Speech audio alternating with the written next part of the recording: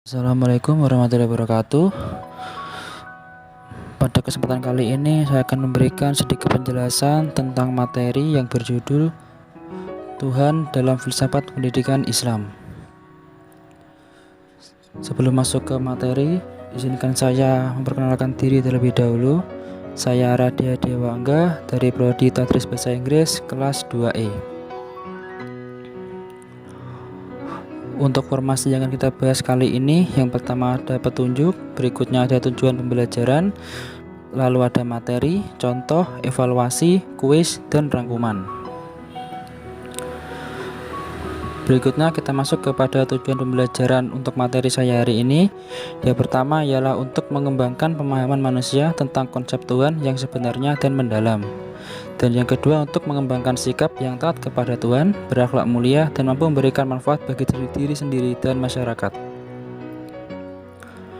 Selanjutnya kita masuk ke materi pertama, ialah Tuhan dalam Islam. Sebagai seorang muslim, tentunya kita sudah tahu bahwa satu-satunya Tuhan yang harus kita imani dan kita sembah ialah Allah Subhanahu wa Ta'ala. Iman kepada Allah adalah salah satu rukun iman yang harus dipercaya oleh setiap muslim. Iman kepada Allah juga merupakan pijakan utama dalam menjalani kehidupan sehari-hari dengan melakukan ibadah, amal soleh, dan menjaga hubungan baik dengan sesama manusia sebagai bentuk ibadah kepadanya. Dalam Al-Quran, bukti keesaan Allah Subhanahu wa Ta'ala dijelaskan di dalam surat Al-Ikhlas ayat 1-4. Pada surat Al-Ikhlas ayat 1-4 dijelaskan bahwa Allah Subhanahu wa Ta'ala adalah satu-satunya Tuhan yang Maha Esa dan tidak memiliki sekutu atau bandingan apapun. Allah Subhanahu wa Ta'ala tidak beranak dan tidak pula diperanakkan, sehingga tidak mungkin ada makhluk yang setara dengannya.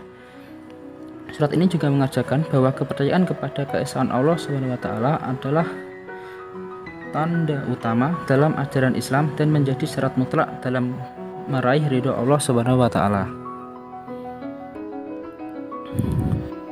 Materi berikutnya ialah eksistensi Tuhan dalam agama Islam. Eksistensi Tuhan atau Allah dalam agama Islam adalah akidah yang mendasar dan menjadi pijakan dalam agama Islam. Allah dianggap sebagai sumber kehidupan dan kebenaran dan dihormati dan disembah oleh umat muslim sebagai tanda penghormatan, kepatuhan, dan cinta kepadanya. Pemahaman akan eksistensi Tuhan dalam Islam juga didasarkan pada Al-Quran, kitab suci umat Islam yang dianggap sebagai firman Allah. Al-Quran menjelaskan keberadaan Tuhan dengan berbagai atribut dan sifat seperti Maha Kuasa, Maha Penyayang, Maha Bijaksana, dan Maha Mengetahui. Untuk berikutnya dalam materi yang utama yang akan saya bahas pada kesempatan kali ini ialah Tuhan dalam filsafat pendidikan Islam. Dalam konteks filsafat pendidikan Islam, Tuhan dianggap sebagai sumber kebijaksanaan, keadilan, dan kebenaran yang harus menjadi pijakan utama dalam mencapai tujuan pendidikan. Tuhan adalah pencipta manusia dan alam semesta dan memegang kendali penuh atas segala sesuatu di dunia ini. Pendidikan Islam juga menekankan pentingnya hubungan vertikal manusia dengan Allah. Secara vertikal yang berarti pendidikan tidak hanya menuntut manusia untuk mencari pengetahuan dan keterampilan, tetapi juga untuk mengembangkan hubungan batin yang baik dengan Allah melalui ibadah, zikir, dan takwa. Dalam pendidikan Islam, pembelajaran akademik dan keagamaan tidak dapat dipisahkan, karena keduanya saling melengkapi dan sama-sama memiliki peran yang penting dalam pendidikan. Berikut ini adalah contoh-contoh peran Tuhan dalam filsafat pendidikan Islam.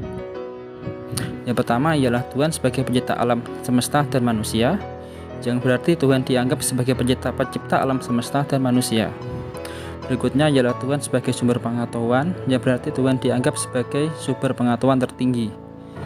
Selanjutnya ialah Tuhan sebagai inspirasi dan model.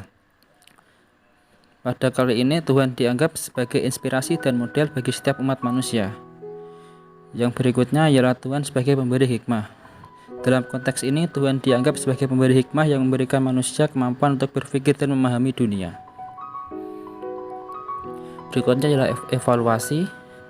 Tuhan dalam filsafat pendidikan Islam menempatkan Tuhan sebagai sumber kebijaksanaan, pengetahuan, dan nilai-nilai tertinggi. Tuhan dianggap sebagai pusat dari alam semesta dan manusia, dan pendidikan Islam bertujuan untuk mengajarkan para siswa untuk memahami dan mempraktekkan ajaran Tuhan dalam kehidupan sehari-hari. Selanjutnya ialah kuis. Di sini saya menyiapkan 3 pertanyaan. Yang pertama ialah apa yang menjadi tujuan utama pendidikan Islam? Yang kedua ialah bagaimana Tuhan menentukan tujuan dan arah pendidikan dalam Islam? Yang ketiga, bagaimana pendidikan Islam dapat membantu manusia dalam mencapai tujuan hidupnya.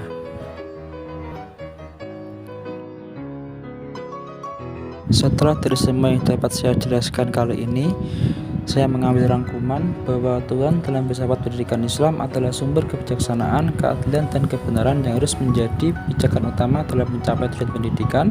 Tujuan pendidikan Islam adalah untuk menciptakan manusia yang bertakwa, berakhlak mulia, dan berperan aktif dalam masyarakat yang lebih baik.